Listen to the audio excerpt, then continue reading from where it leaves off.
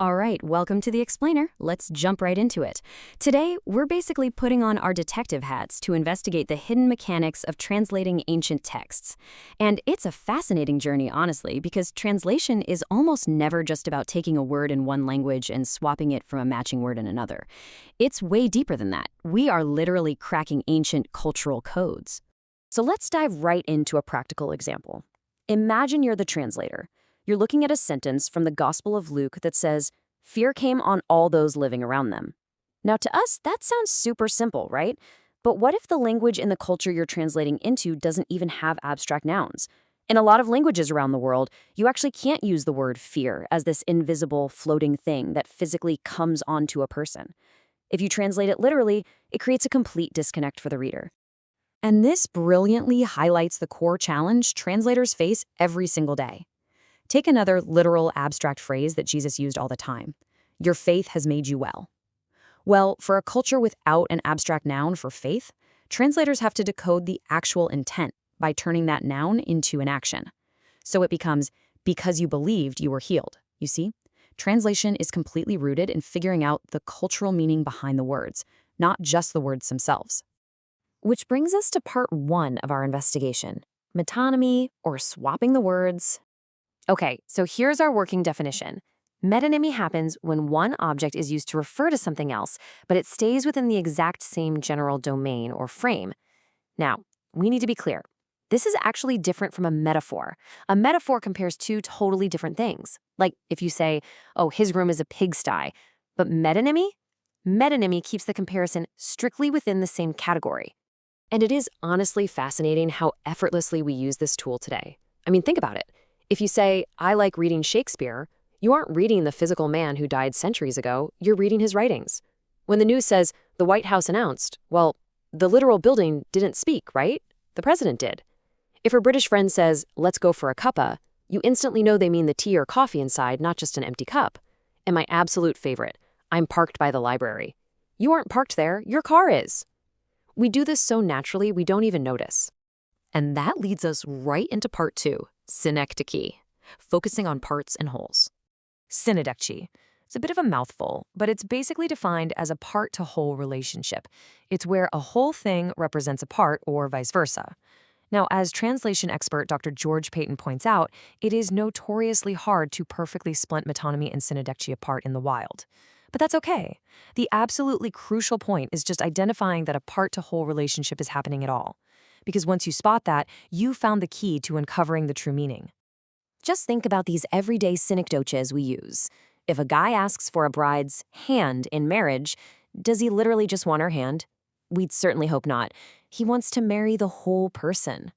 When you're showing off your brand new wheels, you obviously mean the entire car. And saying, you have my heart, means you have that person's complete devotion. If we actually took these phrases literally, our daily conversations would be pretty terrifying.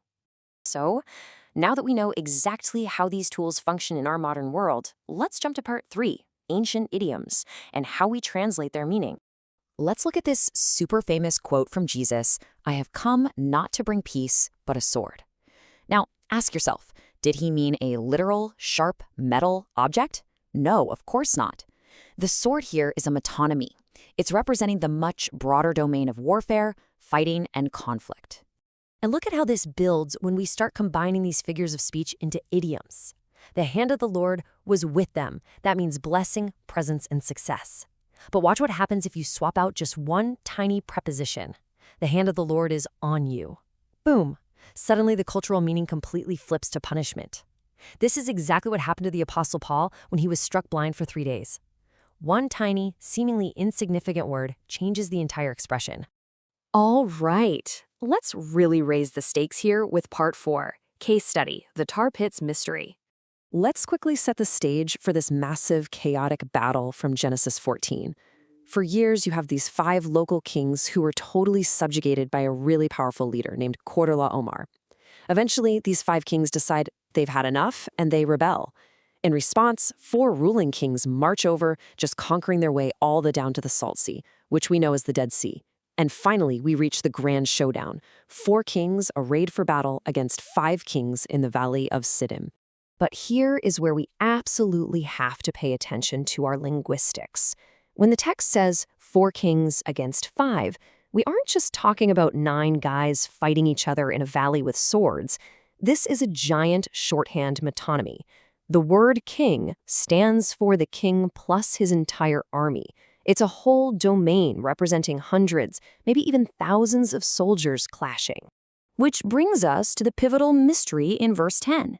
The text says, "The valley was full of tar pits, and the kings of Sodom and Gomorrah fled, and they fell into them." Okay, so as the defeated forces are scrambling and running away, who does that highly cryptic Hebrew word they actually refer to? It's time for part 5, decoding meaning. Let's reveal the real story here. So, if a translator reads the Hebrew word they as a literal reference to the kings themselves, they hit a massive, honestly comical plot hole in the text. Think about this for a second.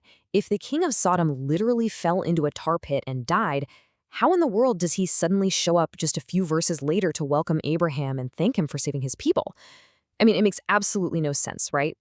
And this brilliantly illustrates exactly why understanding these figures of speech is so absolutely vital. This translation comparison we're looking at is basically our smoking gun. Look at the Good News translation. The kings fell into the pits. That is way too literal, and it completely creates that logical error we just talked about. The NLT translates it as some fell into the tar pits, which is definitely better because it strongly implies the soldiers. But the NIV gives us the best clarity here.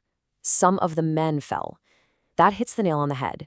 It perfectly captures the accurate cultural meaning that part of the army, and not the specific kings themselves, perished in those pits as they fled.